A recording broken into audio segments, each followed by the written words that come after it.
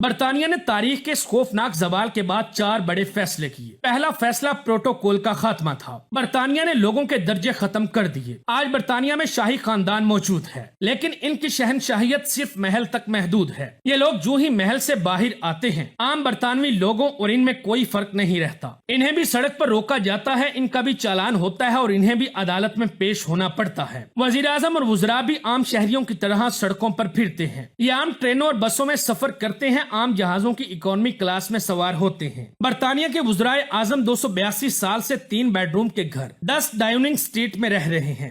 شاہی خاندان کے پاس درجنوں محلات تھے، ہر محل کے اندر ہزار ایکڑ کا باغ تھا، لیکن پھر یہ تمام باغ عوامی پارک بنا دیے گئے۔ 80% محلات بھی آج میوزیم ہیں اور سیاح روزانہ ان کی سیر کرتے ہیں۔ اس ملک میں آرمی چیف ہو، پولیس چیف ہو یا چیف جسٹس ہو، کسی کو کوئی پروٹوکول حاصل نہیں۔ یہ لوگ اپنے دفاتر کے باہر عام شہری ہیں۔ ان کا دوسرا بڑا فیصلہ قانون کی حکمرانی تھا۔ برطانیہ میں کوئی شخص قانون سے مضبوط اور بالاتر نہیں۔ برطانیہ نے فیصلہ کیا کہ ہمارے ملک میں قانون مضبوط ہوگا اور کوئی عہدہ یا کوئی شخصیت اس سے بالاتر نہیں ہوگی۔ برطانیہ کا تیسرا فیصلہ جمہوریت تھا۔ ملک کے تمام اختیارات کا ماخذ عوام ہے، عوام ہی پارٹی یا شخصیت کو مینڈیٹ دیتے ہیں اور کسی بھی شخص یا عہدیدار کو یہ مینڈیٹ چوری کرنے کا حق نہیں۔ ملک میں جعلی ووٹ یا دھاندلی کا سوال تک پیدا نہیں ہوتا۔ یہاں برطانیہ میں پچھلے 100 سال میں الیکشن دھاندلی کا کوئی الزام نہیں لگا۔ برطانیہ کا آخری فیصلہ لیڈرشپ تھا۔ یہاں کے لوگ صرف اس شخص کو حق حکمرانی دیتے ہیں جو ذہنی، تعلیمی، اخلاقی اور جسمانی لحاظ سے شاندار ہوتا ہے۔ ان کے کسی سیاستدان پر اناج، ضد، ہٹ دھرمی، نقل، جعلی ڈگری، بے ایمانی، چوری، ٹیکس چوری، جھوٹ یا کسی بھی بڑی بیماری کا الزام لگ جائے تو اس کا سیاسی کیریئر ختم ہو جاتا ہے۔ یہ سیاست کے ایوانوں سے فارغ ہو جاتا ہے۔